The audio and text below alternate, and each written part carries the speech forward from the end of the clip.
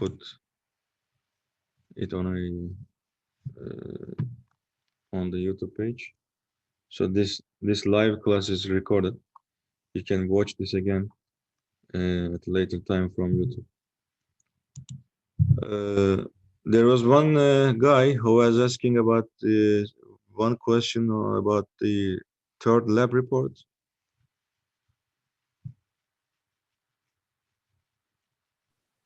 It's me, I think. Evet. Üçüncü lab raporuyla alakalı bir sorusu olan bir öğrenci vardı. Hocam bendim. Heh, tamam. 6. soruydu galiba. Data ve plat kısmında. 6. soru. 6. soru, tamam, bir saniye.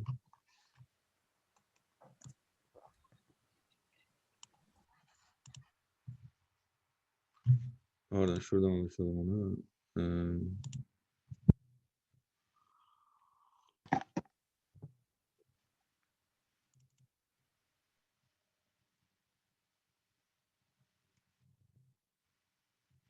Okay.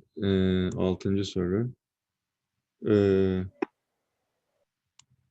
Please calculate the uncertainties for constant acceleration for the card A and the constant velocity uncertainty for the card B. So the sixth question, let me enlarge this, is about calculating the uncertainties.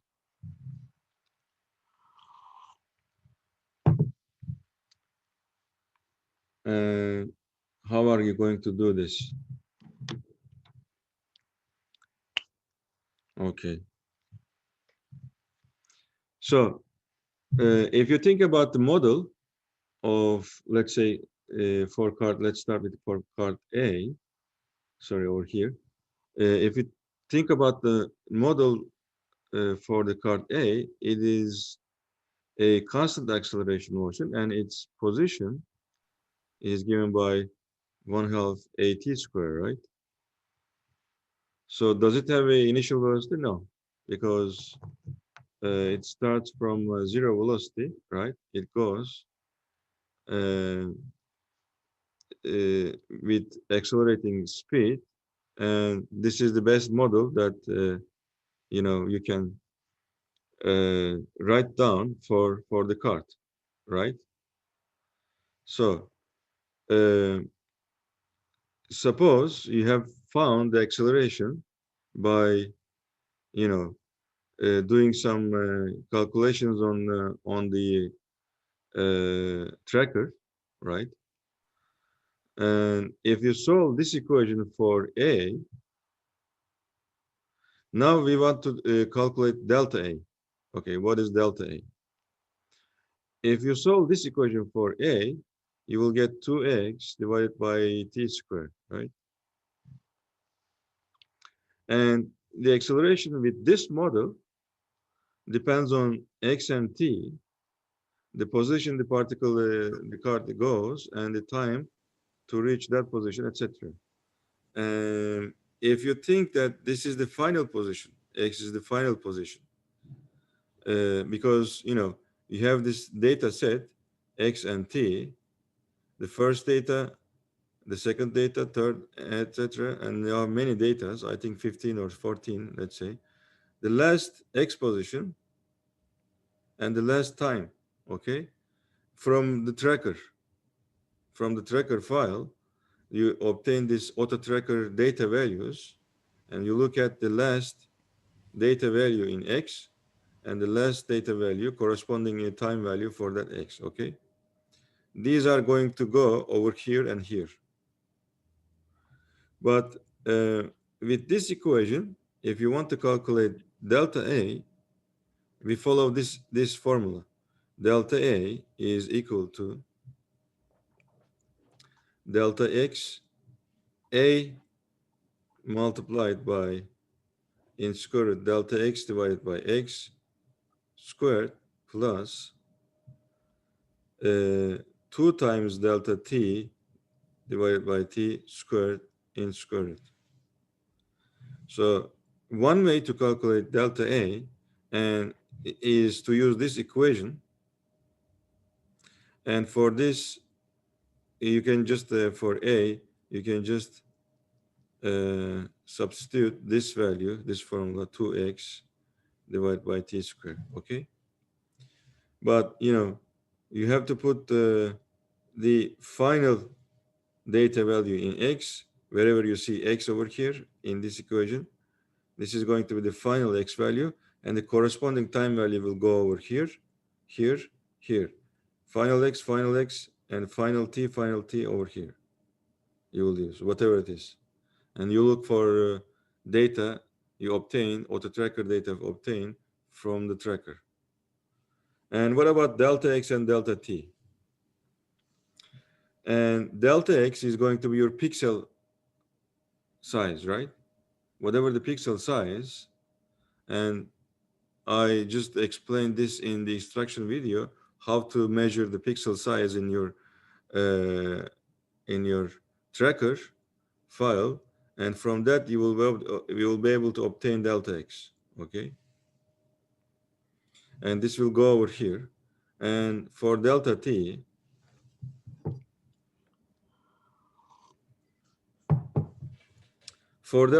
you can take, for example, if you have let's say 15 data values, okay, and 15 time values over here. Sorry, this is about delta t is about this frame per second, okay, FPS. On the tracker, there is this video button. If you push it, you can just look at the frame per second for this video that you use for the calculating everything, the cards video, okay. And the frames per second, I think, is 15 for that video. Am I right or not? Wrong? I think it was 15. That means for 1 second of duration, there are 15 frames. Okay. So if you think that you can just have the time duration of one frame from one frame to another frame, it's going to be 1/50. And you will take the half of this. Half of this is going to be your delta t, okay? For example, if the duration for one frame is 0.1 second, this is an example. I mean, I'm just to illustrate to how to calculate delta t. And this 0.1 second is obtained from, as I said, the frame per second for the video. And you will take the half of it. So it's going to be 0.05. So delta t is going to be 0.05. But this is not for your case. For your case, you just look at frame per second, you calculate delta t from one frame to another, and you take just half of it. And delta t is going to go over here. And delta x is the pixel size, and delta t is from this. So you'll calculate delta a, the uncertainty in A. Evet, anlaşıldı mı? Türkçe'de anlatayım mı? Hocam bir şey sorabilir miyim? Sorabilirsin. Hani tracker'da bu grafikleri ayarladıktan sonra analiz et dedikten sonra hani curve fit yaptıktan sonra aşağıda bir RMS dev değeri çıkıyor ya. O da belirsizlik değeri olarak yazabilir miyiz buraya? İvme grafiğini açıp ya da hız zaman grafiğini açıp yazabilir miyiz? Şimdi eğer X versus T grafiğini çizdiriyorsan tracker'a, curve fit yapıyorsan, değil mi? Şu curve fit parabol olacak. Evet. Burada aşağıda RMS diye bir şey çıkacak, değil mi? Evet. Delta X yerine o RMS değerini de alabilirsiniz. Tamam. Delta X ama. Delta X için tamam. Evet. Delta X için ister bunu alın, isterseniz de piksel size ölçümü yapıyorsunuz ya, onu videoyu büyütüyorsunuz tracker'da. Her bir karenin işte kaç milimetre olduğunu ölçüyorsunuz. O kısım var şeyde. Evet. Deneyi anlatan videolarda. Oradaki piksel size'ında yazabilirsiniz. İster onu yazın, ister RMS değerini yazın. Pardon, RMS. İkisi de aynı. Ama RMS değeri mutlaka XT grafiğindeki curve fit'ten olması lazım yani. Burada mutlaka dikey eksende X olması lazım. VT olursa o ayrı, o VT olmaz. Peki belirsizlik değerleri için mesela yine istatistikleri yaptığımızda sağ üstte çıkan hata değerini ya da belirsizliği yazabilir miyiz? İstatistiksel şeylerden oradan onu yazabilirsiniz ama onu yapmanızı istemiyorum. Yani en azından A için, ivme için bu formülü kullanın. Ona da bakın. Tamam. Karşılaştırma yapmak için ona da bakabilirsiniz ama benim istediğim bu çünkü raporda şey kısmında yani o sorunun altındaki cevapta buradaki calculation'ı, buradaki hesaplamayı göstermeniz lazım bu formülü. Tamam hocam. Teşekkür ederim. Evet, chat'te bir soru var galiba.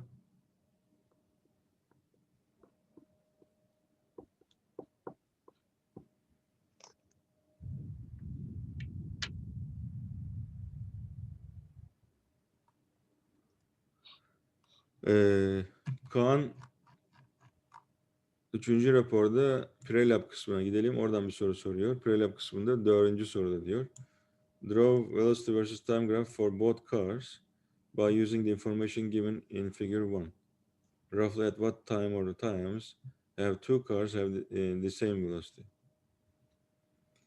Burada size pozisyon time grafiği verilmiş. Bu pozisyon time grafiğini kullanarak velocity time grafiğini çizin diyor.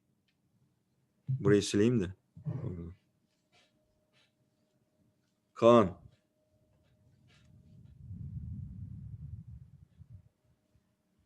Evet. Bunu nasıl çizeceksiniz?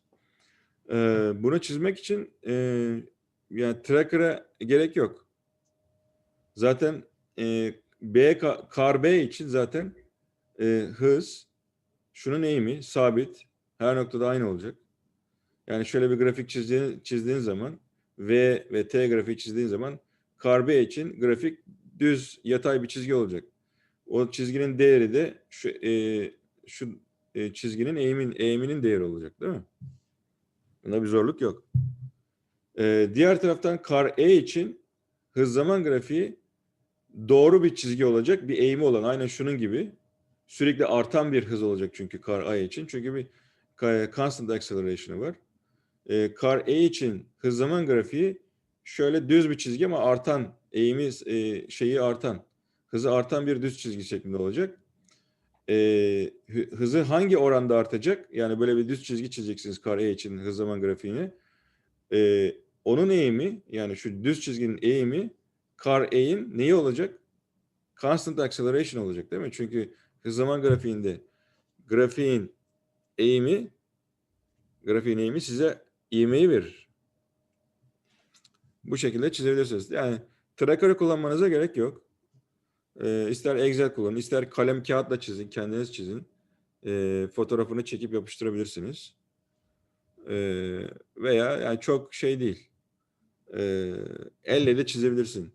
Elle çizersin işte kar B için yatay çizgi nerede grafik kesiyor onu yazarsın sabit hızını. Kar E için de şöyle bir düz çizgi çizersin. Onun da eğiminde şu dersin. O kadar. Evet, bir sonraki soru rapordaki result kısmına da bakar mısınız? Ne bakayım? Rapordaki result kısmına alakalı ne soruyorsun? Sümeyye. Bana özel spesifik sorular sorun. Merve Sayar. Conclusion kısmında model making ve model breaking metodu kullanarak derken ne anlamamız gerekiyor?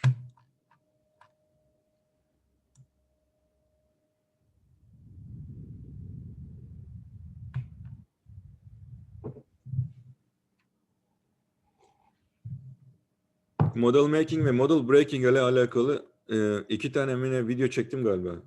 Onları izlediniz mi? Eğer cevabınızı izlemediyseniz onları izlemeniz gerekiyor. Yani buraya benim şeye koyduğum bütün videoları izlemeniz gerekiyor. Orada zaten orayı izleseniz bu soruda ne anlatmak istediğini hemen anında çıkartırsınız. Çok basit. Eğer izleyip de hala çözemiyorsanız yine bana sorabilirsiniz.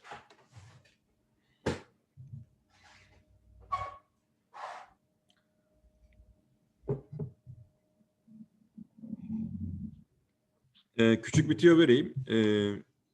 Siz burada şu grafikleri mesela çıkartacaksınız. Bu dataları çıkartacaksınız. Auto tracker metodu kullanarak, auto tracker yaparak bu dataları elde ettiniz diye. Bu dataları elde ettikten sonra curve fit yapıyorsunuz vesaire. Biz buna model breaking mi diyoruz, model making mi diyoruz? Bunun cevabı o videolarda gizli. O videoları zaten izlediyseniz bu soruyu sormanıza bile gerek kalmazdı. Hemen cevaplardınız. Evet. Merve. Recep'ten bir şeyi Türkçe anlatın diyor. Bu arada sildim tabii bunu. Ama zaten sorular geldi. O sorularla yine bir şeyler, Türkçe bir şeyler anlattım galiba. Sürekli Türkçe anlatamam. Çünkü yabancı arkadaşlarınız var ve bu ders İngilizce olduğu için basit bir İngilizce kullanmaya çalışıyorum zaten. Okay. For those of your international students, your friends are asking their questions in Turkish, unfortunately. So, but you know, the questions were about this third lab report. If you have questions about third lab report, you can ask. I would prefer that they would ask their questions in English, but they use Turkish anyway.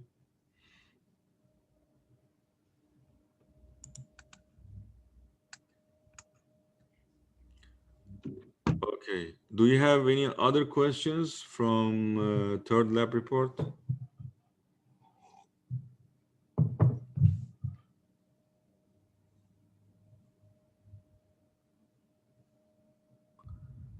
About finding the uncertainties, again, you know, you should watch my videos very carefully. That I answered over here the how to find the uncertainty in A, the acceleration. In fact, I already explained this in my videos. So, but anyway, I will answer the questions. Not a big deal, but just I want to make a comment. Most of the questions are you asking, in fact, the answers lies in these short videos that I already provided. And the one thing is that, you know, these videos, they are short videos. Some of them are long, maybe half an hour, but most of them were short, like 5 minutes, 10 minutes, etc. You watch these videos very carefully, okay? You don't watch these videos just as if you are watching TV series in TV, okay? Sometimes you should watch these videos over and over again and try to understand every comment, every part that I make on these videos. Whatever I'm explaining on the videos, you know, you should be able to do it yourself right away at that time so that you can learn from the videos. Otherwise, if you watch videos just like as if you're watching a movie, a Hollywood movie, you're not going to, of course, understand. You're not going to make most out of these videos. Bu videoları izlerken biraz hani elinizde kağıt kalem olsun. Böyle televizyon dizisi izler gibi izlerseniz o videoları çok verim alamazsınız. Defalarca izlemeniz ve her şeyi iyice anlamanız gerekiyor. O yüzden videoları kısa tutmaya çalışıyorum. 5-10 dakika. Ama bazıları biraz uzun tabii.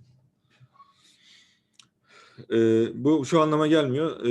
Yani sorularınızı siz her zaman gene sorabilirsiniz. Yani tabii ki her zaman videolarda her şeyi anlamamış olabilirsiniz. O sorun değil.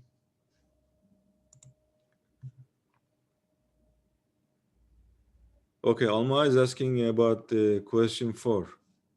So, what do you want to know about question 4, Alma? What is your question? Question 4. Draw velocity versus time graph for both cards. I explained this, I think, in Turkish, and one of your friends is asked this anyway.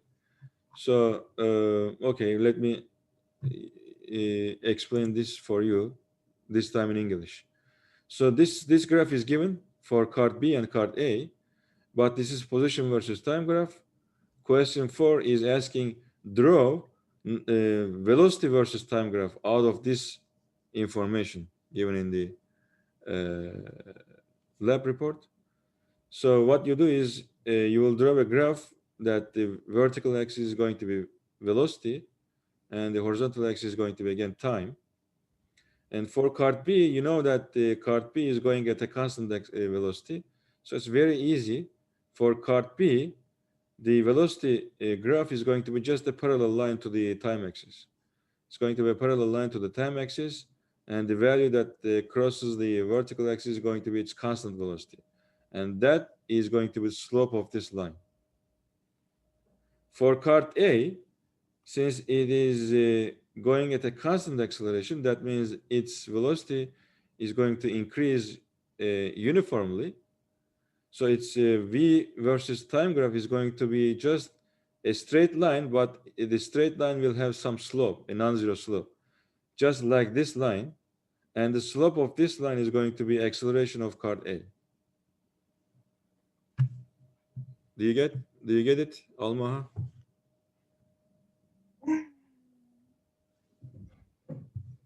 You don't need to draw this graph by tracker. You can draw this graph by your hand. Piece of paper, you just, draw. And one is going to be a straight line, like having some slope, and the other is going to be just again a straight line, but a zero slope. And put the values, etc., and that's it.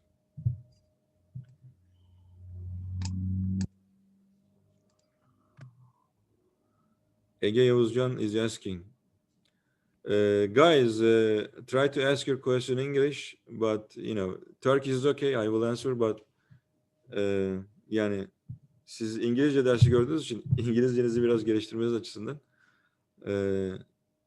İngilizcesini yazın, altına Türkçesini de yazın. Hani öyle yapalım. İngilizcesinde sorunuzun yazmaya çalışın ki İngilizce amacına ulaşsın, yani burada ders İngilizce olduğu için. Siz Türkçesini de yazın ama ilk önce İngilizcesini deneyin. Neyse. Ege'ye soruyor. Hocam kinematik model kullanıp sabit ivmeli hareketi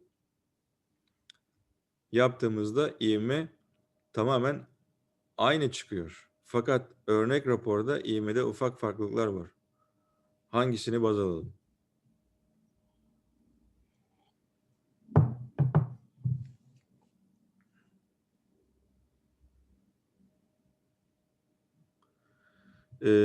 Üçüncü raporda kinematik model kullanmanızı istiyor mu? İstemiyor diye biliyorum. Bakayım.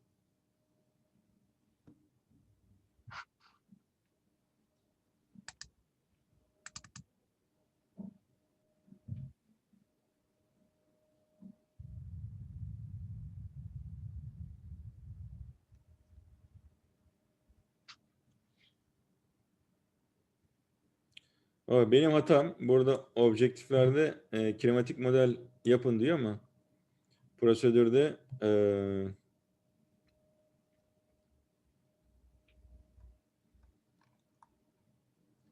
prosedürde sadece auto tracker kullanarak dataları çıkartın şeyi var. Yani burada kinematik model kısmını objektiflerden benim silmem gerekiyordu. Kinematik model yapmayacaksınız bunda. Tamam mı? Sadece auto tracker'dan dataları alıp onları curve fitting yapacaksınız. Aslında model making değil, model breaking yapıyorsunuz. Kinematik model yok. Kinematik model kullanabilirsiniz tabii. Kinematik model kullandığınızda tabii yani delta A'yı bulma şansınız yok. delta A'yı dediğim gibi şeyden kullanacaksınız. Bu biraz önce cevapladığım şekilde yapacaksınız. İğme tamamen aynı çıkıyor fakat örnek raporda ivmede ufak farklılıklar var. Yani örnek raporda derken bir kere şeyinle bağlanabilir misin?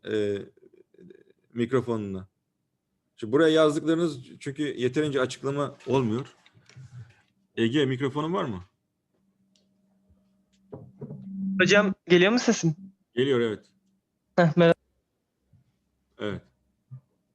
Merhaba. Hocam ya dün hani uğraştık ödevle biraz ama hani bu işte hani o model kinematik modeli kullandığımızda tamamen aynı çıkıyor değil mi ama hocam sizin örnek raporunuzda ufak farklılıklar vardı da biraz tartıştık arkadaşlarla da ama Bu hangisini datalardan farklılıklar var diyorsun. Şunu mu evet kastediyorsun? hocam ivmelerde falan hani ufak farklılıklar görünce hani acaba kullanmasak mı falan dedi kinematik Hayır model. arkadaşlar şimdi bir kinematik model yapmayacaksınız. Yani burada sadece dataları kullanacaksınız. İki, kendi bulduğunuz dataları bunda karşılaştırmayın. Yani bu sadece bir sample.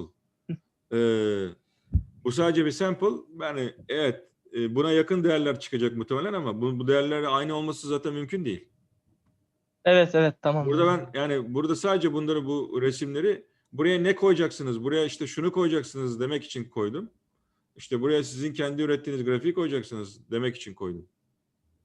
Yoksa buradaki resimden ufak tefek farklılıklar olacak sizin şeyiniz. Zaten bunun aynısı olursa direkt sıfır alırsınız. Yani buradaki değerlerin aynısı, şunların hepsinin aynısı olursa sıfır alırsınız. Aynısı olma ihtimali yok. Çünkü herkes ölçüm yaptığı zaman, ototracker'ı çalıştırdığı zaman mutlaka ama mutlaka datalarda çok ufak tefek de olsa farklılıklar olacaktır. Neden?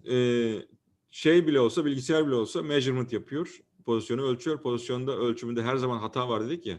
O ufak da olsa küçük küçük farklılıklar olacak hata payı olduğundan ölçümden dolayı. O yüzden sizin bu data tablosunun aynısını almanız mümkün değil. Aynısını alıyorsanız zaten yani buradaki değerleri kullanıyorsunuz demektir. Tamam evet teşekkür hocam Evet, anladım. tamam. Teşekkür Yani grupların birbirinden kopya çekme ihtimali biraz zor. Bir grup kendi datasını alıp başka bir gruba işte benim datamı kullan, sen yapmadan bu datayı kullan falan derse anında yakalanırsınız onu söyleyeyim. Yani bir grubun data değerleri diğer grupla %100 aynı olma ihtimali yok. Evet. Bu arada 5 dakika içerisinde şey atabilir Zoom sizi. By the way, in like 5 minutes, Zoom will kick you out because we have time limitation in Zoom, you know. Whenever you are kicked out, just use the same link to connect. We will continue, okay? If you are kicked out, just use the same link that I provided in the morning. The same link, Zoom link, so we will move on. Okay, any other questions about lab reports? Is this recorded? Yes. Yeah.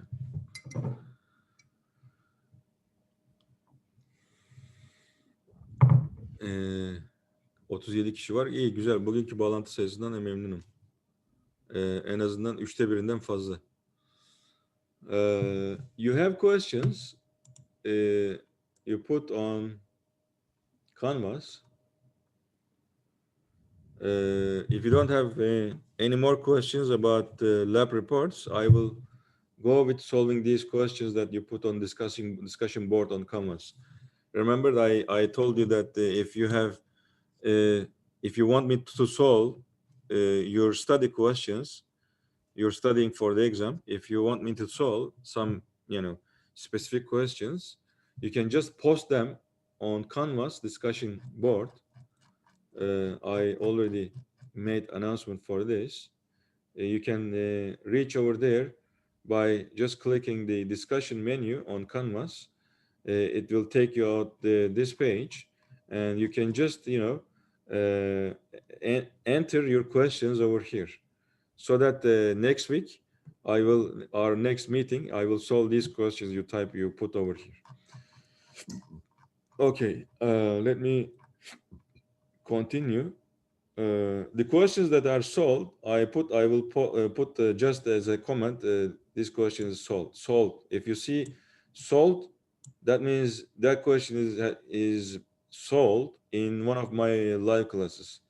Okay, so you just you look at the recording of these classes, you will find the solution of the question. Okay, this is solved, and this is solved, and this one is not solved. So this is the question that a rock is dropped from a cliff, asked by Berke, into the sea, and the sound is heard 2.6 seconds later.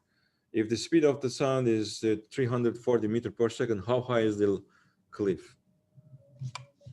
So if you think about the picture of the question, there is a hill, and a stone is just dropped from, released from zero velocity.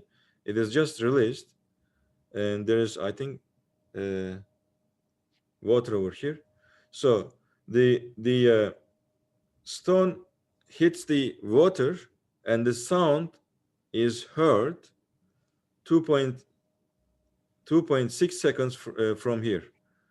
There's a guy over here.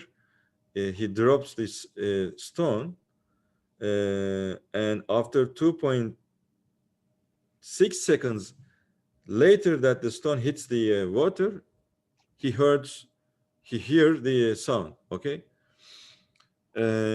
If that's so, what is the height of the cliff? This height. So this is nothing but the constant acceleration that the stone is doing during its fall. We have nothing to do with this constant acceleration, which is g. But something happening over here as the stone is just hits on the surface of the water, and this sound is reaching to you after 2.6 seconds. Well, the sound speed is known. The speed of the sound is 340 meters per second. If you know this constant speed of the sound in air, and if you know the duration that this sound is reaching you, which is 2.6 seconds, you can just calculate h, right? It's a constant velocity motion for the sound. For the sound, it's constant velocity motion, and it's going to be just Vs multiplied by t, and t is 2.6 seconds. If you multiply 340 meter per second by 2.6, you will find the height of this cliff. Okay. Well, it's easy. It's going to be like more than 700 meters, I think. It's it's very large, big height. You can calculate this anyway. So the next question. Mehmet has made some comments on this anyway. All right. So another question is, by the way, are you able to read the question from the screen? Because if I make them a little larger, maybe it's going to be better for you. Okay, next question is a 36 kilogram child steps on a scale in an elevator. The scale reads 400 newtons. What is the magnitude of the acceleration of the elevator? Okay. So this is the question. Is Mehmet here? Mehmet Salam is here. Mehmet burada mısın?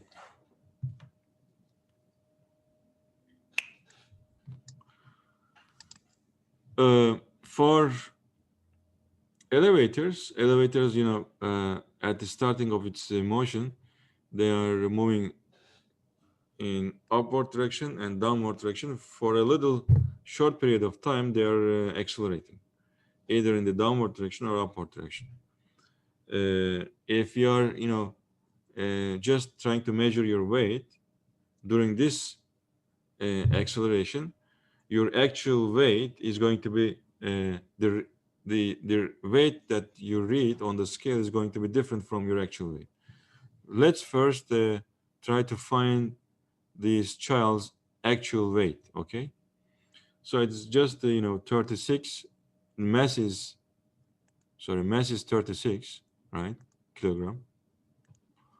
So actual weight is going to be m times g, which is 36 multiplied by 9.8. For g, use 9.8. Let me calculate this value. 36 times 9.8 in order to find the weight in units of Newton. So it is just a 352, or let's make it 300. I was just trying to calculate the actual weight for the child from the given values in the problem. Okay. And I used this calculator anyway. So the actual weight for the child, sorry, I'm not able to see. For the actual weight of the child, we just calculated 353 newtons. But the problem says that What's up, everyone? It's Paul, and the elevator in the scale reads a larger value, which is 400 newtons, larger than this one. So that means, is elevator going in upward, accelerating in the upward direction or downward direction?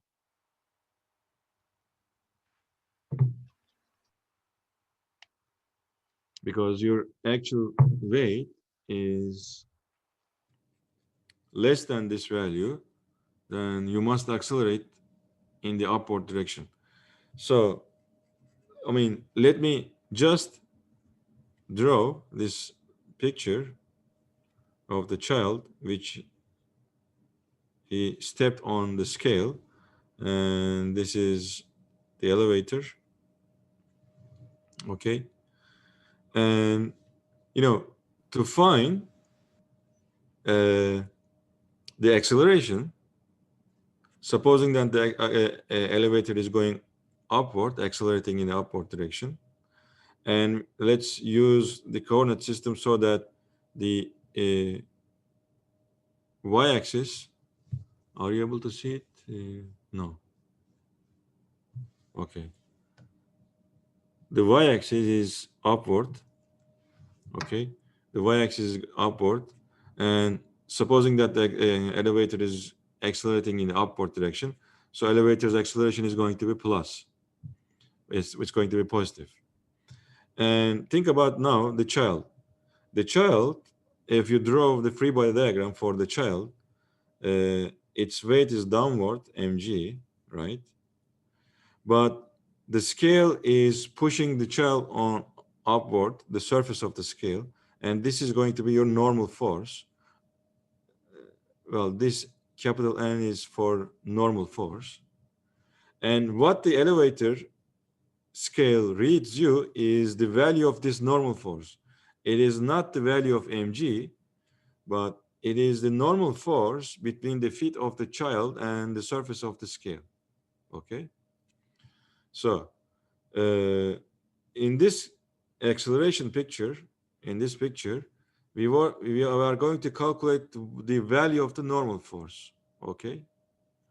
And if you just use the Newton's second law for this picture, all, motion is going in the y direction anyway. Sum of all forces in the y direction is going to be mass of the child, right, times its acceleration. If the elevator is going in the upward direction with this acceleration, that means the child also is going in the upward direction with the same acceleration because he is standing on the elevator. So this is going to be A, and it is going to be positive because we just assumed that the elevator is going in the upward direction, accelerating in the upward direction, and we already chosen the positive y-axis to be up. Okay. So what about these forces on the left-hand side? These are the forces. There are two forces acting on the child. One is its weight, which is downward, and the other is the normal force on the feet of the child by the surface of the scale, which is upward. But since n is upward, it is going to be positive. When since mg is downward, it's going to be taken as negative, and this is going to be m times a. So the normal force is going to be m times g plus a. Okay. And what is given in the problem is, in fact, this normal force, which is measured to be 400 newtons. Okay. And this 400 newtons is mg plus m times a. But mg is already calculated by me, which is 353. And plus, we have the mass of the child, which is 36 multiplied by a. So all you need to do is just solve for a. You have this equation, and with unknown a, you solve for a. If you solve this for a, you will find a to be 400 minus 353 divided by 36. This is going to be acceleration. Mehmet, burada mısın? Evet hocam buradayım. Şu an Kolay- kulaklığım yok ama mikrofon iyi çalışıyor mu bilmiyorum. Evet, çalışıyor, duyuyorum. Şimdi sen Hocam hesaplamışsın galiba, bu değeri bulamıyorum diyorsun. aynen 1.3 buldum ben A'yı. Cevaplarda 1.3 yoktu. Buradan En mı yakın buldun? cevap Yani bu 9. işlemden mi buldun 1.3? Aynen. O Hani zaman orada ha. O zaman solution yazıyor ya benim solution. Kusura bakmayın lafınızı bölüyorum iki oldu ama. tamam, o zaman yani bazen oluyor bizim Canvas'taki şeyler, soruların cevapları yanlış olabiliyor. Anladım. Böyle yaptıysan doğru. Yani cevaplarda bu şık yoksa soru yanlış. Yani daha şıklar yanlıştır. Veya şıklarda doğru cevap konmamış. Tamamdır. Teşekkür ederim hocam. Okay. All right. So, any questions about this solution? If not, I will. There are 3 chat. Okay, upward. 1.3 çıkıyor, tamam. Okay, so I'm just erasing this.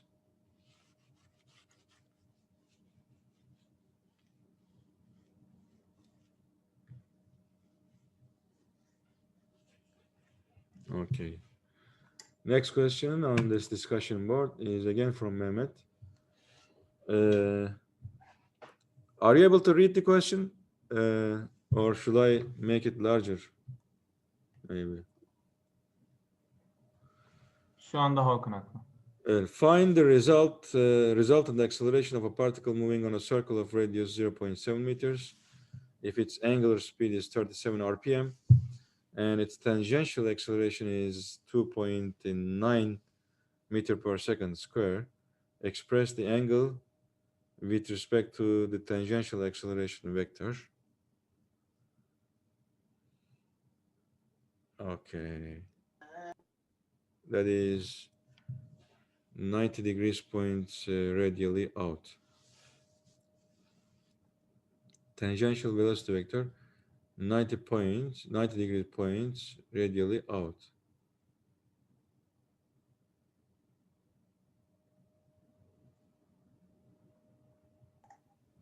Hocam soruya girmeden ufak bir soru sorabilir miyim? Okay, yes.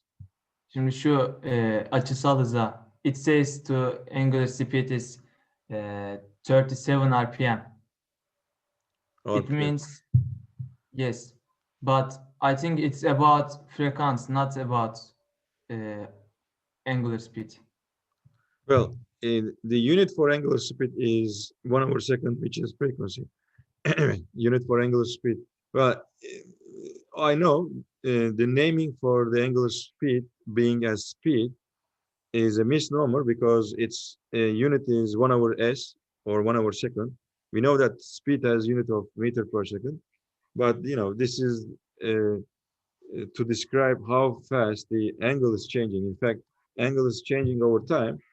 The unit is radian per second. It's not meter per second, but it's called as angular speed anyway.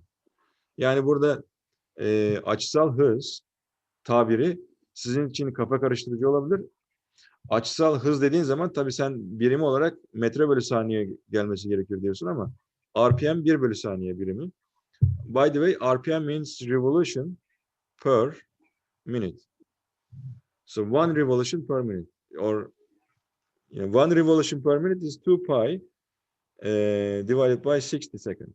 If you want to express RPM in terms of radian per second, this is the conversion, okay? RPM den 1 bölü saniye conversion yapmanız gerekebilir. O durumda bu conversion faktörü kullanıyorsunuz. Okay.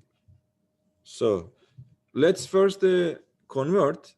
By the way, for angular speed, we have used this omega sign, remember, from my one of short videos.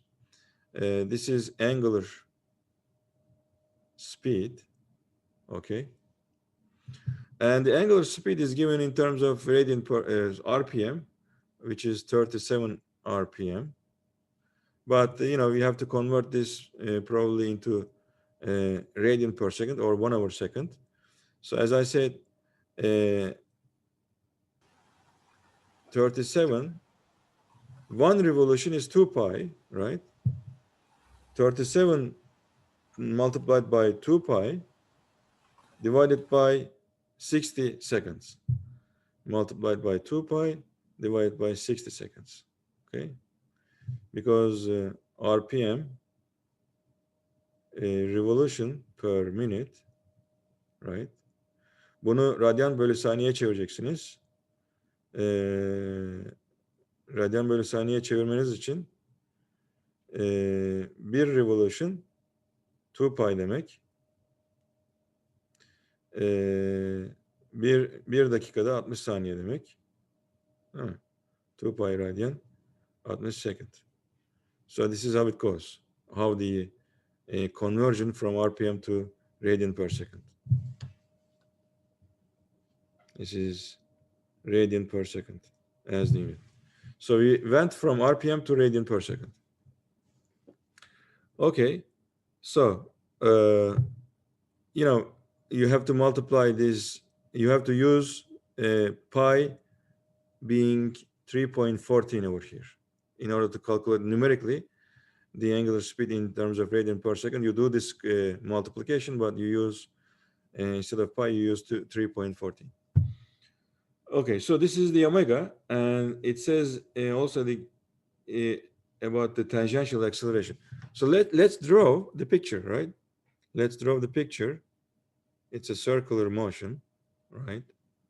You can put your coordinates like this, and you can just picture the particle at any point on the rim of the circle. This is the radial direction. And what it says is that its tangential acceleration, if the particle, let's say, revolves on the counterclockwise direction, so if it goes in this direction, first it has this, let me use a different color. First, it has this velocity, circumferential velocity, and we know that the circumferential velocity is connected to angular speed, right? By this equation, you multiply omega by r. If the radius is r of this circular motion, right? And this is also given in the problem, r is being 0.7 meters. You see, it's in the problem, radius is 0.7 meters. So you can right away calculate the circumferential velocity because we know what omega is by using v is equal to omega times r. So, but the problem says that it has tangential acceleration also. This particle has, let's say at this point where it has this much of angular speed, at this point it has this tangential acceleration. Let me draw this tangential acceleration with a different color. Let's this be the tangential acceleration component. It's the acceleration component which is on the direction of the velocity, circumferential velocity. But we know that it has also, since it's doing this circular motion, it has also the centripetal acceleration. Centripetal acceleration, we use this A sub c. Okay, sub t is tangential acceleration, A sub c is centripetal acceleration. Sometimes this is shown as AR, being R is the radial component of the acceleration. Sometimes you see as AC, but they're both the same, okay? In some textbooks, they use AR. All right, so we will use AC. So, do we know AT? AT is given in the problem. AT is given as, you see from here, where is it? 2.9 over here. 2.9 meter per second square, so it's 2.9. What about AC? We know we need AC because we are going to calculate the vector A. If these are the components of the acceleration, and if these are making 90 degrees with respect to each other, and if you know this, we will be able to draw the total acceleration vector, which is going to be in this direction, and this is going to be A. All right. So all we are trying to do over here is we are trying to calculate this acceleration vector, okay? And one of the component is given, this component is given, but this is not given, but we can calculate this one. How? What is AC from the given values in the problem? I'll explain also everything in Turkish anyway. So this radial acceleration is, we know from my instructional videos, it is v squared over r. The circumferential speed squared divided by r will give you the centripetal acceleration component. Okay. AT is already given in the problem, 2.9. And first you will calculate this. And this is going to be, you know, this value omega multiplied by r, right, squared of course, divided by r, or just from right away from omega, this is nothing but omega squared multiplied by r. So AC is also can be expressed in terms of angular speed squared multiplied by the radius. Okay, so what you do is just put these values, 37 multiplied by 2 pi divided by 60, square it, and multiply this by 0.7. So this will give you AC, the radial component of the total acceleration vector. All right. Express the angle with respect to the tangential velocity vector. Okay. Let me carry this acceleration vector, total acceleration vector, and this velocity vector, V, circumferential velocity vector over here. This is your circumferential velocity vector, and somehow this is your total acceleration. The question is asking you that what is this angle, theta? The angle between the circumferential velocity vector, and the total acceleration vector, okay? But we know that this A has AT and AC components, right? AT being parallel to the velocity vector. If it is parallel to the velocity vector, this angle is going to be the same with this angle. And this vector is going to be sum of these two vectors. This A is sum of these two vectors. If you want to find this angle, all you need to do is, you know, tangent of this angle is nothing but AC divided by AT, right? Tangent of this angle is nothing but this AC divided by AT. Okay. So it is asking this angle. And AC is you already calculated over here. Omega square times R. And AT is given to you as 2.9. And this is going to be the tangent of the angle. Angle is going to be arctangent of omega square R divided by 2.9 arctangent. But probably your calculator will give you in degrees or radian, whatever. The problem is, I think it's asking, no, it's not asking the either degree or radian, but it's up to you if you can convert this really radian or degree anyway. Yes. Evet, anlaşıldı mı arkadaşlar? Ben Ee, anladım hocam. Teşekkür Evet, ederim. bir dairesel hareket var fakat bu dairesel hareket uniform circular motion değil. Çünkü hızlanarak dönüyor. Herhangi bir zamanda hızının şeyi verilmiş, açısal hızı verilmiş. O anda toplam ivme vektörünün hız vektörüyle yaptığı açıyı soruyor. Şu açıyı bul diyor. Soru o. Bunun için ilk önce ivme vektörünü bulmanız gerekiyor. İvme vektörünü bulmanız için ilk önce AC'yi hesaplamanız gerekiyor. AT verilmiş. AC'yi de hesapladıktan sonra bu açının tanjantının AC bölü AT olduğunu bu geometriden görmeniz gerekiyor. Evet. I hope this is understood. If you have any questions, further questions for this solution, you can ask. If not, I will just turn the page. Okay. Next question. Next question is from Sevdanur. Hocam bu soruya bakabilir misiniz?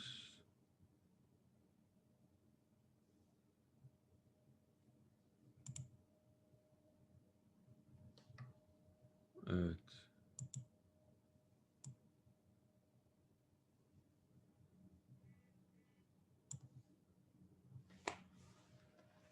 So this is the question from Sevdanur. Sevdanur burada mı?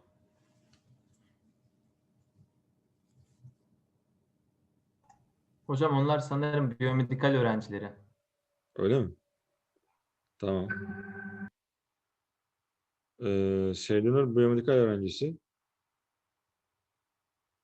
O zaman bunu biyomedikal dersinde çözelim. Yine siz de bu çözümleri izleyebileceksiniz. Sorun yok. Eda burada mı? Eda Gül. Eda Gül Şafak. Bu da herhalde biyomedikal öğrencisi o zaman. Süleyman Karaman burada mı? Süleyman Karaman. O bizim şeyden hocam. Elektrik elektronikçi de. Şu an Şu- burada değil sanırım. Şu anda bağlanmadı. Ama biz yine çözebiliriz. Veya bakalım ilk önce soru neymiş. Benim videodan bir soru. Burada ne diyor? Burada çarpı 0 değerini de 3 almamız gerekmiyor muydu?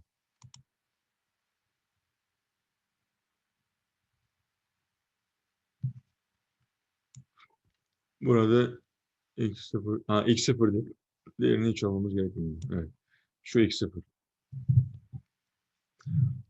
So you have this question that what is the question is asking? A swimmer is just jumping off this trail, and the trail height is 3 meters. From here to the water, surface of the water is 3 meters. And I think it is asking the time of flight from here to the surface of water, and also hitting speed of the swimmer to the surface of the water. So if you think that the swimmer is just released himself from rest, okay, in that case, its initial velocity will be taken as 0 because that's what we are doing over here. In order to find the hitting speed to the surface of the water, we use this most general expression for the velocity, which is at a constant acceleration, for a motion of constant acceleration, okay? So for a motion of constant acceleration, this is the most general expression for the velocity. The velocity at any time is equal to the initial velocity plus the acceleration, constant acceleration, multiplied by the time of flight. This is the most general expression. But since the swimmer is just jump off the trail with non-zero, with 0 initial velocity, we put v0 to v0 over here. So all you need to do is to multiply g by time of flight. But we don't know what the time of flight is. So in order to find the time of flight, we use this equation. The equation for the height or the distance that it falls is equal to this expression, most general expression. Okay, you know this. Well, if you take your coordinate system just starting from the trail's position down, h is going to be positive, and since you start the motion right from here, the initial position will be 0, and also initial velocity is 0. So in this most general expression, you only left with h is equal to 1/2 gt squared. But since you know you are given what the h is, which is 3 meters, and you know what g is, 9 point, you can take 9.8. You can solve for time of flight. Okay. Once you solve for time of flight, you find this, you put this magnitude value right over here, multiply this by g, you find the hitting speed to the surface of the water to be 2gh squared. Okay. I think, the question was why not we are, why we are, I think why we are taking x0 to be 3. Well, we put your coordinate system so that we can make x0 to be equal to 0. It's not 3. The distance it falls is 3. Okay, anyway, since he is not here, it's a very simple question. Let's switch on to the next one. Murat Kılıcı burada mı? Is Murat Kılıcı here? Murat Kılıcı da mı biyomedikalde? Buradayım hocam ben. Ha, burada mısın? Murat Kılıcı'dan 3 tane soru gelmiş. 4 tane soru gelmiş. Tamam, buna bakalım. Şuna bakalım.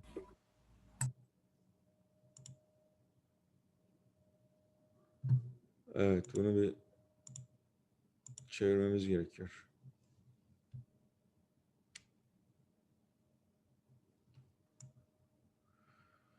All right, so this question. I know. Are you able to see the picture? I'm trying to enlarging it. Okay, make it bigger. So you see a child in this swing seat, sitting on the swing seat, but the swing seat is connected to a rope, and the rope is winding around this pulley, and the pulley is being fixed to the tree, and the other end of the rope is connected to the scale, okay? And the scale is hand by from the bottom by the child, okay? So this is the picture of the problem. So what is the problem? This child name is Nick, and Nick is sitting in a chair, and he pulls on the loose end of the rope with such a force that the spring scale reads 250 newtons. And Nick's true weight is 320 newtons. And the chair weight is 160 newtons. Nick's feet are not touching the ground. Draw one pair of free body diagrams showing the forces on Nick and the chair, considered as separate systems, and another diagram for Nick and the chair, considered as one system. Show that the acceleration of the system is upward. And find its magnitude. Find the force Nick exerts on the chair. So it's a little long question, but I will solve it.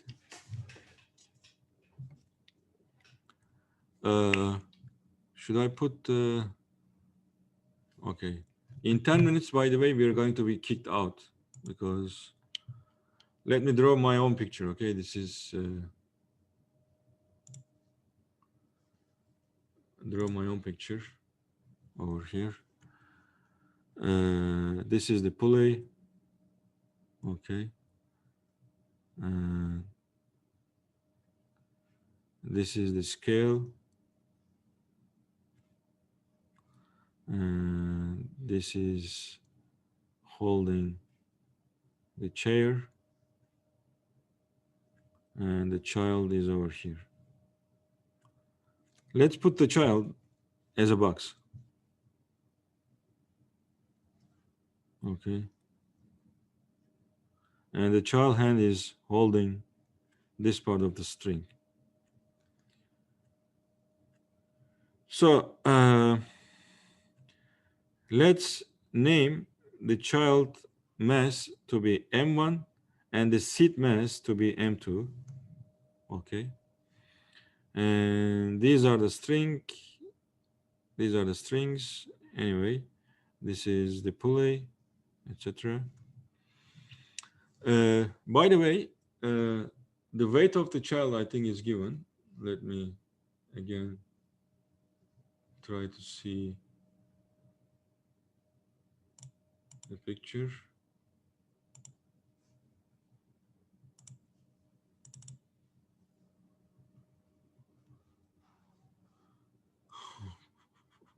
Nick's true weight is M1 was child, M1G is given, M1G is just 320, sorry. It is 320 newtons. And the chair weighs M2G, 160 newtons. Okay. The scale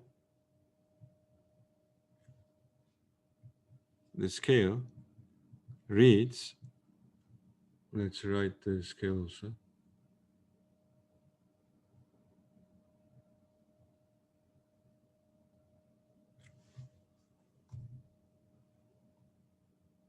The spring scale reads 250. Okay, it is 250 newtons. Okay. I hope you can see. Now I have to. Okay. Part A, draw free body diagrams. And part B, acceleration is upward. Show that acceleration is upward. And find the magnitude also. And find the normal force. Okay. So let's go with the free body diagrams first. Now you have on this system of child and seat, child having the mass M1 and the seat is having mass M2, and their weights are given true weights. Their masses can be calculated just by dividing these numbers by 9.8, etc. Anyway, since we have two masses over here, the question is asking to draw free body diagrams. You know what the free body diagrams are. If you have a system or if you have an object, draw a diagram showing that object as a point particle and show all the forces acting on this point particle. Okay, so let me first start with the child. Was the child M1 or M2? Let me, yeah, M1 was child. Okay, child has this way. Okay, so let's draw free body diagram for the child first. Okay. So, what are the forces acting on the child? Well, obviously, the most obvious force is weight, which is downward, M1G, right? And what else? Since the child is sitting on the chair, if you sit on a surface, the surface is, applying a normal force on you, right? So that normal force is upward, because when you are sitting over it, this normal force is going to be upward. And let's call this force to be N, being the normal force. And the problem is saying that also the child is pulling this rope that is emerging from the bottom of this scale. Okay, let me check the question again over there. So what it says is that Nick pulls on the loose end. Yes. All right. So if the M1 is also pulling something, a rope, right? The rope will have some kind of tension, right? The rope will have a tension, and this tension is pulling the child in the upward direction. If you are pulling a rope like this, the rope will pull you up, right? If you pull the rope downward direction, by the Newton's third law, action reaction, the rope will pull you up. So there is also an external upward force on the child, which is on the rope, which is tied to the scale. Okay, so there are three forces. There are three forces acting on the child, and this is the first part of your question. This is the free body diagram. Okay, and of course, there is the question is asking that draw the free body diagram also for the seat. For the seat, what is the free body diagram?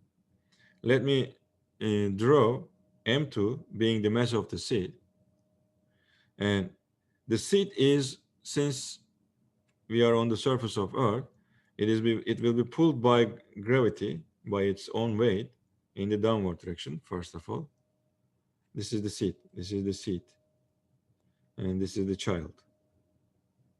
Okay. And what else? The child M1 is sitting on M2. So if the child is sitting on M2, what is the force between M1 and M2? It is the normal force that also will be in the downward direction for the seat, because the child is sitting on M2 on the seat. So seat will experience a second force in addition to its weight, which is downward, a second force, which is again downward because the child is sitting on it. It's going to be normal force. And this normal force on the child by the seat is over here upward, but on the seat, the same normal force, the same magnitude will be downward on the seat. And this N and this N is going to be having the same magnitude. They are normal forces. It is the surface contact force between the child and the seat. If this is the seat, if this is the child, this is the surface contact force. And the surface contact force for the seat, it is downward.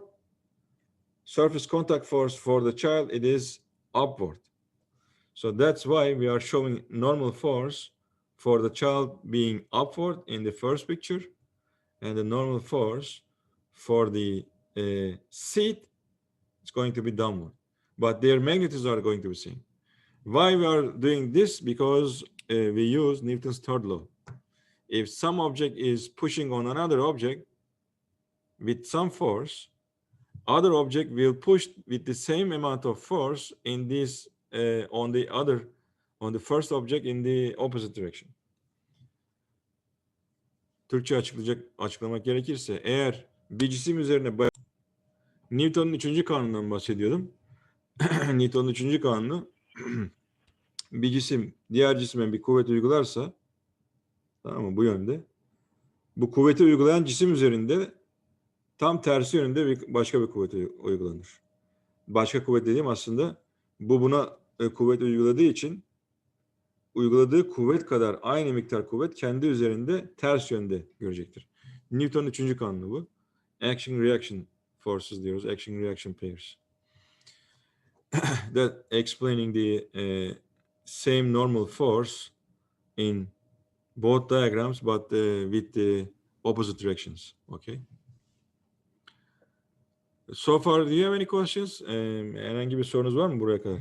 Bu free body diyagramları, bu tür soruları çözmek için bu free body diyagramlar olmazsa olmaz arkadaşlar. Eğer bu free body diyagramları çizemiyorsanız doğru bir şekilde problemi çözmeniz mümkün değil. Are we done yet for the seat? Well, we have also the rope that connected to the, sorry, let me remove this. We have also a rope that pulls the seat in the upward direction, okay? Because the seat has this part which is connected to the rope. So the seat will be also pulled in the upward direction by the rope. So we use this tension, another tension on the rope. Most of the time we use label capital T for showing the forces on ropes or strings. And they are known as tension forces, okay? This is another kind of force, just like normal force. Normal force is also a force, but we use N for normal forces, we use T for tension forces, but they're all forces anyway. So this will complete the all forces acting on seat. Tension on the rope that pulls the seat in the upward direction, the seat's own weight, which is downward, and also the normal force between the seat and the child, which is again downward on the seat. Normal kuvvet koltuk üzerinde aşağı doğru, aynı normal kuvvet çocuk üzerinde de yukarı doğru. Okay, so this is the first part. I mean, if you draw this, that's 1/3 of the question is solved. KPSS sınavına girdiğine göre Okay. So what next? If these are the given values, okay, from these given values, you have to make a comment or you have to reach a conclusion that the child is accelerating in the upward direction. Child or the system, yes. Okay, let me see the question again. Hocam bir şey sorabilir miyim? Sorabilirsin. İkinci M2'de çizdiğimizde mesela T hem N'i ve bir de M2'nin ağırlığını yani M2G'yi desteklediği için T ikisinin de eşit olur diyebilir miyiz? Evet. Bu T'lerin eşitliği konusunda buna T1 diyelim, buna da T2 diyelim. Genel olarak eğer sistem ivmeli ise, tamam mı? İvmeli hareket ediyorsa ipteki gerilme kuvvetleri aynı olmayabilir. Tamam mı? O yüzden we should put different tension values for over here because it looks like this same tension is transferred by the same, because it's one rope. The same tension is transferred to the other one. So you might think that, okay, this tension on the rope, since well, this scale, the weight of the scale, just ignore the weight of the scale. This scale is there only for like a sensor that only shows the tension on this rope, because we have only one rope, right? We have only one rope. One end is just tied to the seat. The other end is just held by the child. Okay, this is only one rope. Well, on one rope, the tensions usually are the same. But if the system is not accelerating, if the system is accelerating, the tension on this part, on this point, and on this point may not be the same in general, may be different. If I put both T's are the same, then that means that the system is at rest. It's not moving up or down. But since in this problem, it says that, the child is, show that the child is, or the system is, this one, accelerating in the upward direction. If this is so, these tensions will not be the same. Okay. Evet, burası çok önemli arkadaşlar. Eğer bu sistem hareketsiz olarak duruyorsa, burada tek bir ip var değil mi? Bu makara etrafına geçmiş. İpin bir ucu çocuğun elinde, diğer ucu ise şeyi tutuyor, salıncağı tutuyor, koltuğu tutuyor diyelim. Eğer hareketsiz olsaydı sistem, bu T1 ve T2 değerleri birbirine aynı olacaktı, eşit olurdu. Ama sistem, göreceğiz şimdi birazdan, yukarı doğru ivmeli hareket ediyor. Yukarı doğru ivmeli hareket ettiği için bu T1 ve T2 ivmeli hareketlerde, ivmeli hareketi sağlayan bu ipin farklı uçlarında, bu uçta ve bu uçta T değerleri farklı olacaktır. Eğer olmazsa zaten sistem hareket etmez. Evet. Şimdi ilk önce şu B şıkkına bakalım. B şıkkında diyor ki, bu arada A şıkkında çocuk ile we are not done yet for this part A. In part A, the question is also asking that, thinking that both M1 and M2 is one and the same object, draw free body diagram for this. Okay. Eğer çocukla ne denir? Salıncağı aynı olarak görüyorsak, aynı tek bir sistem olarak görüyorsak, bu durumda free body diagram ne olacaktır? Buna büyük M diyelim. Büyük M de her iki kütlenin toplamı olsun. Büyük M de aşağı doğru MG olacak. Değil mi?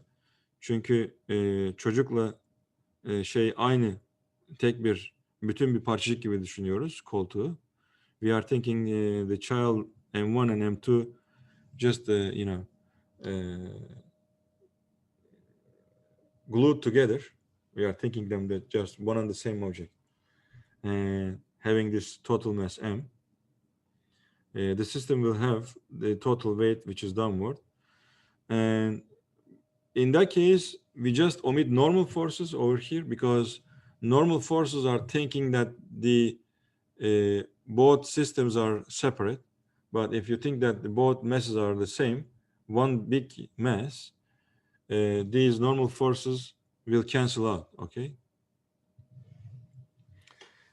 In that case, what you see is that you have to add to this picture the tension forces, right? T1 and T2. Because when the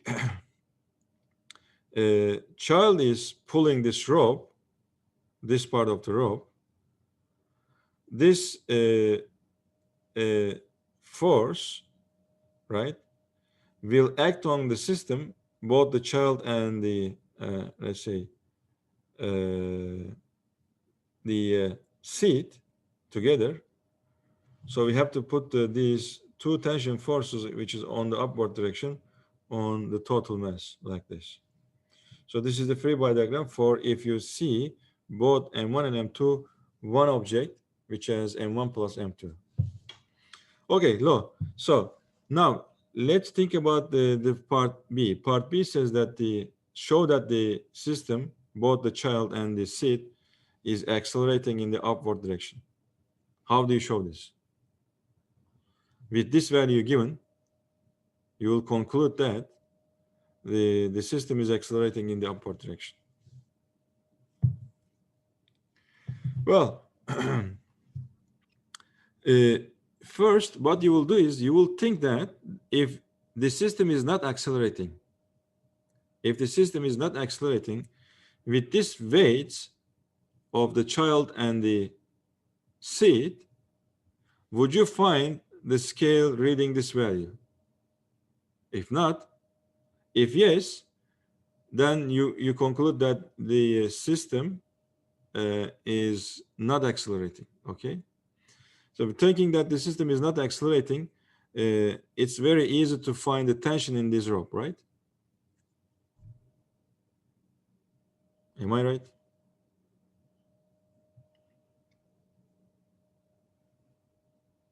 How do we do it?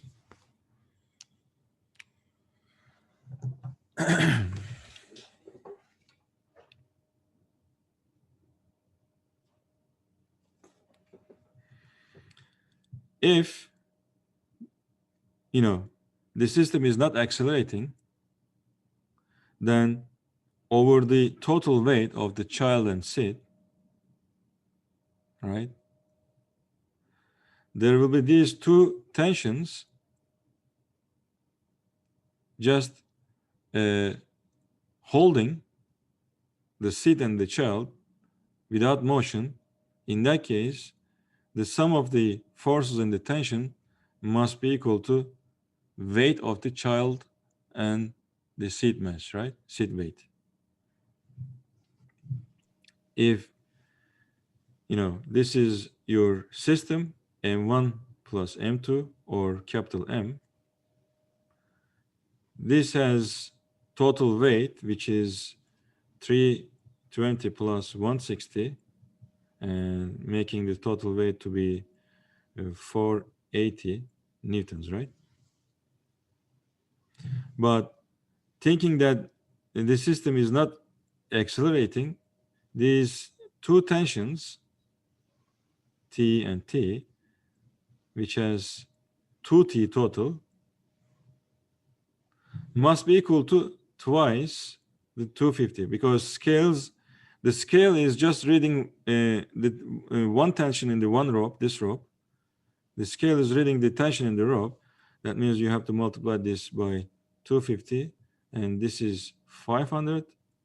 As you see, 500 is not equal to 480 newtons. That means the system must accelerate in the upward direction, because the tensions on the scale is larger, right, than the total weight of the system. This is the proof that the acceleration is in the upward direction. Okay. Anybody who wants to make a comment on this?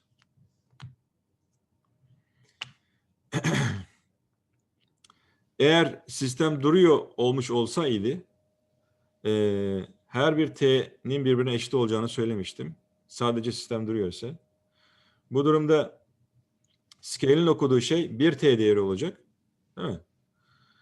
Ama sisteme iki ip de bağlı olduğu için bir taraftan çocuğun elini tutmasıyla bağlı, bir taraftan da şu yukarıdan koltuğa bağlı olduğu için 2T'nin sistemi yukarı doğru taşıdığını görmüş olacağız. Bunlar hep varsayalım ki sistem hareket etmiyor. Diğer taraftan eğer sistem hareket ediyorsa T'lerin de zaten birbirinden farklı olması gerekiyor vesaire.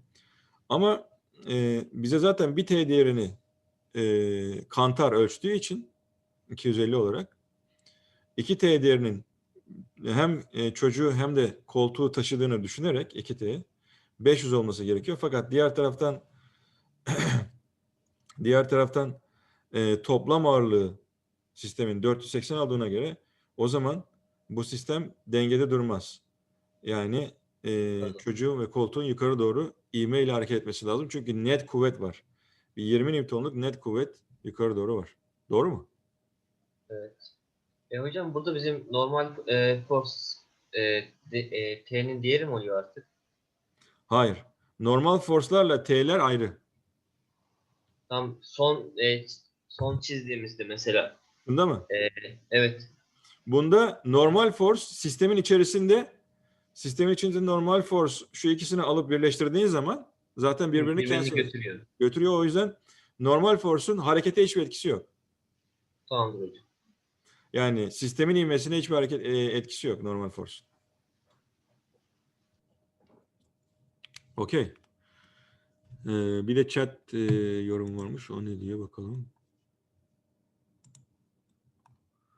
Sir, you said that if the system is accelerating, T is not the same at every part of the rope. Yes. So, which T is bigger? Can we find that by the movement direction of the system? Yes, you can. Oraya geleceğiz.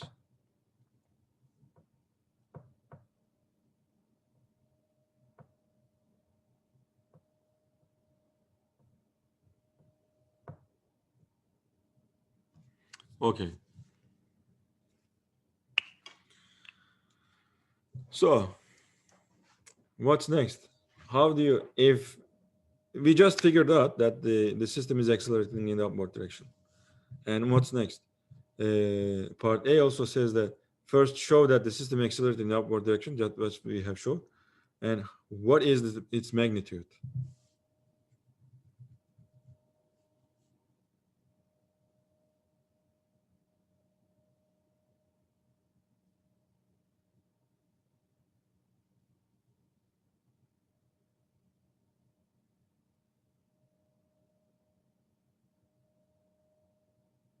Okay. What is its magnitude?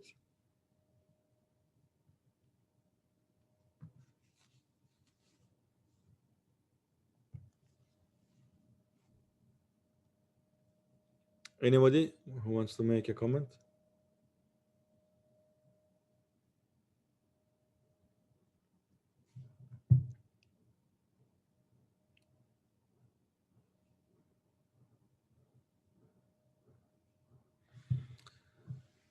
If you look at this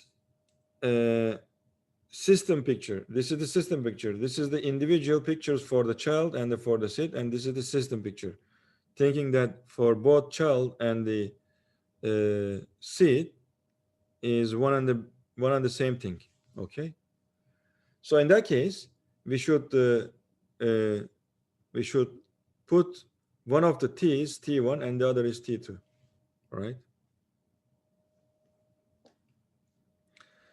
But some of these t's are exceeding the weight of the system. That means this 500 newtons of force is pulling the system in the upward direction. And the system weight is 480 newtons. So how can we find the acceleration?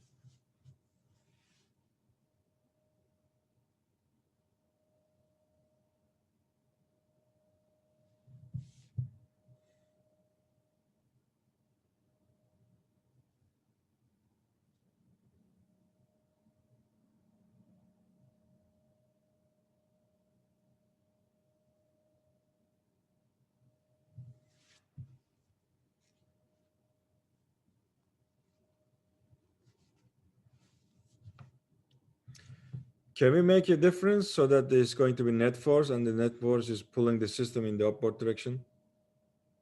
And from this, since we know the mass of the system, we can find the acceleration.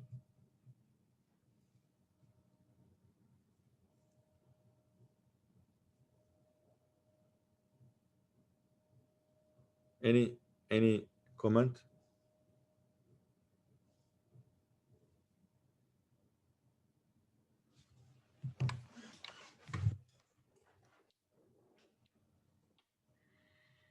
Well, at least one thing that we know is that the scale is 250 newtons, right? And with these pictures over here, can you say that T1 is going to be 250 newtons?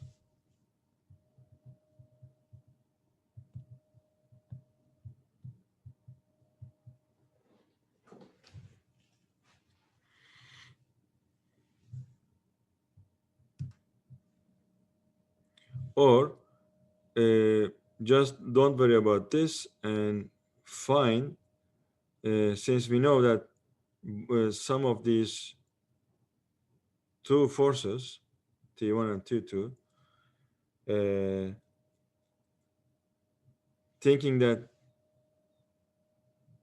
well, in that case, let me think that if T's are equal to each other. Okay.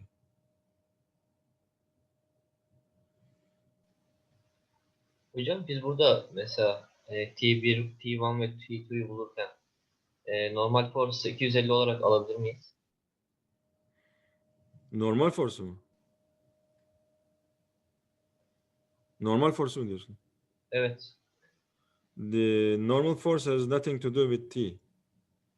This normal force is T1, T1 ve T2'yu bulmak için onu 250 olarak alsak. Çünkü etki eden baş kuvvet yok. 250 olarak düşünürsek bu MG'yi destekleyici kuvvet oluyor.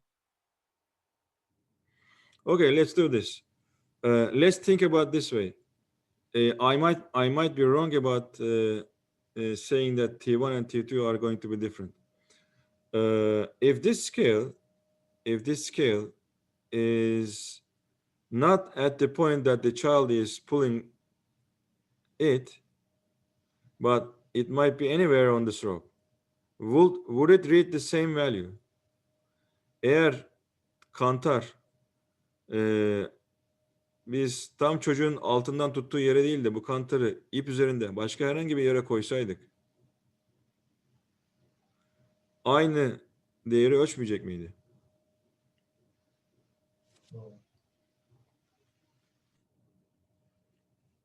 Evet. Ne diyorsunuz? Evet. Sistem hareketli ise farklı bir değer ölçecekti. Kantarın ağırlığı yok yalnız. Yani Ama ağırlığı ihmal ediyoruz. T değişiyor ya hocam. Hani en azından bir kuvvet değişecekti farklı yere koyduğumuz zaman. Onun için ölçeceği değer de azalırdı bence. Ya da artardı. Ama dikkat ederseniz soruda mesela şunu demiyor. Altta biraz ip var. Biraz ip var, değil mi? Çocuk o ipten tutuyor. Resme bakalım. So this might give you a clue. Let's look at the picture again.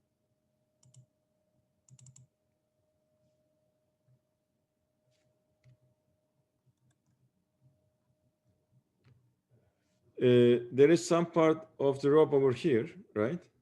Yani burada ip mesela bu bir şey bize bir şey gösteriyor. Bu kantarı biz nereye koyarsak koyalım, değil mi?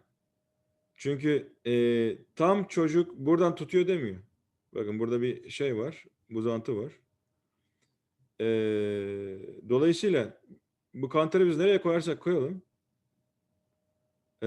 aynı değeri vermesi gerekmiyor mu? Biraz şuraya koysak veya getirsek şuraya koysak.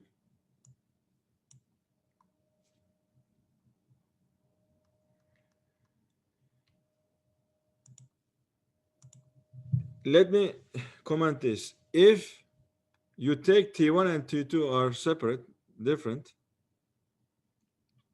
then when you write down the equations, you will not be able to solve for A because there may be too many unknowns. Eğer T1 ve T2'yi ayrı alırsanız, değil mi? Mesela şeyi nasıl bulacaksınız? Şunu yazabiliriz. T1 ve T2'nin toplam değerini yine 500 Newton olarak yazabiliriz. Ama bu 500 Newton olarak yazmamız bizim T1 ve T2'yi aynı olarak, bakın, aynı olarak aldığımızı göstererek yazdık.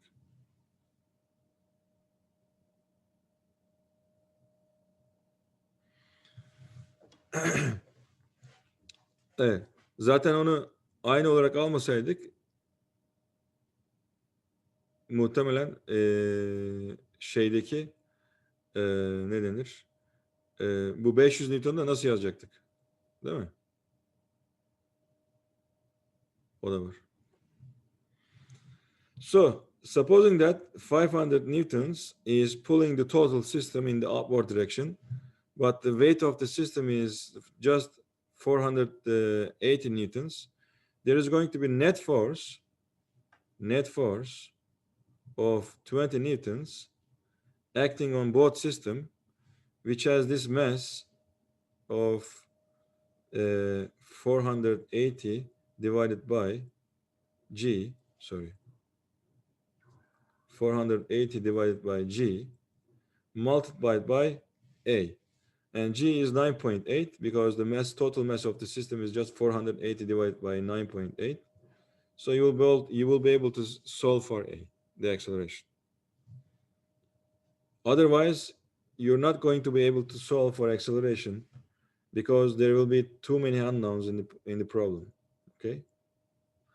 In order to solve the acceleration of the system, because both the child and the seat are moving with the same acceleration.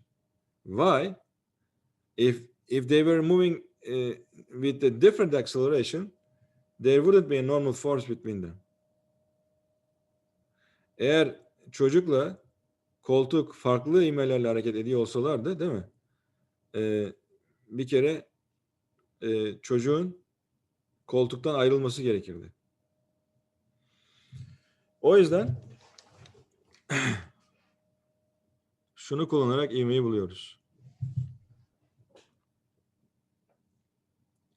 Ve T1 ve T2'yi de 250 Newton alıyoruz. Now, with this, let's find 9.8 multiplied by 20 divided by 480. If you solve this, let's try to find this by using calculator. 20 multiplied by 9.8, divide this by 480, right?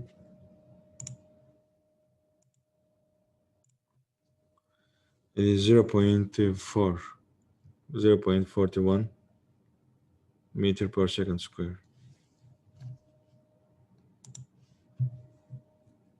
So with this, now, how do you calculate the normal force?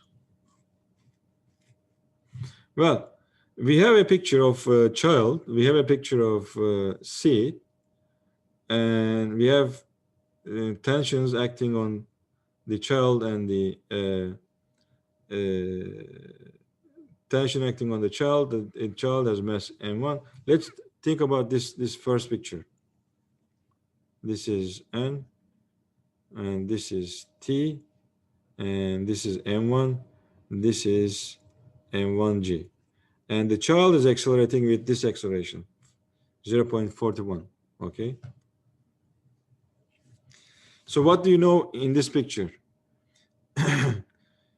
We have to find what the normal force is. We have to solve it.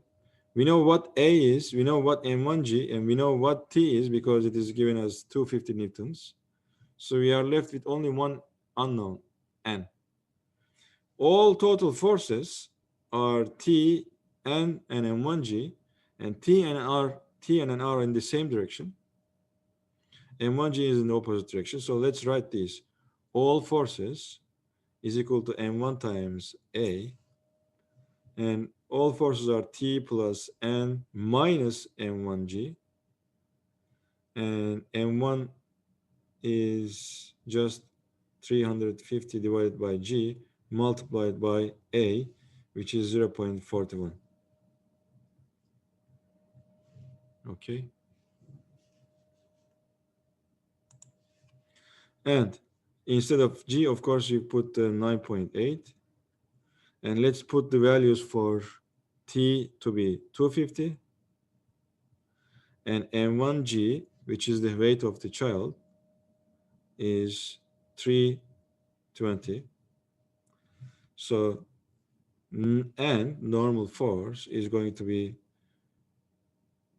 320 multiplied by 0.41 divided by 9.8. 9.8 plus 350 minus, sorry, plus 320 minus 350. And this is the normal force.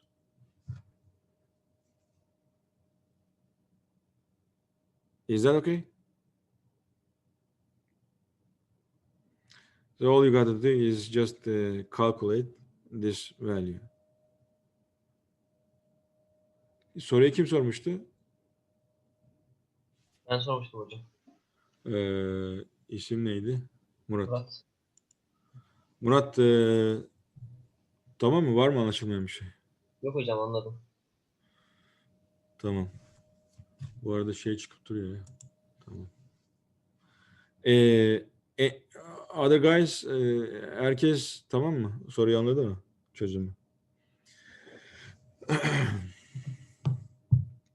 Evet, saatimiz 12:51 olmuş.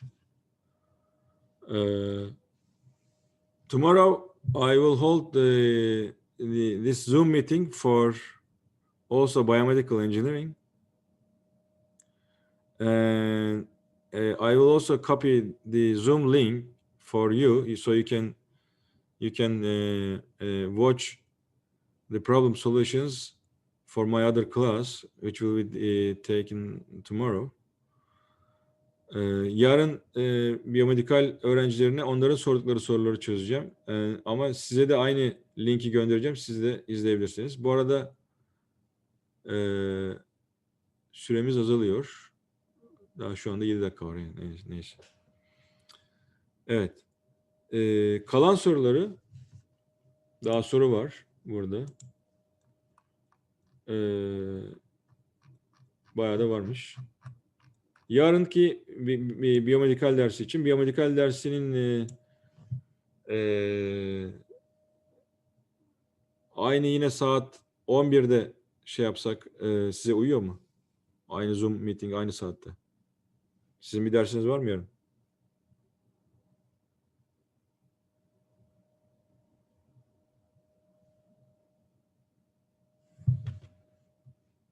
Tamam, o zaman yarın şey yaparız. Yarın devam ederiz. Yarın diğer farklı soruları çözeceğim. Siz de biyomedikal dersine katılırsanız o farklı çözümleri canlı olarak görebilirsiniz. Size linki, yarınki linki bugünden gönderirim şeyden.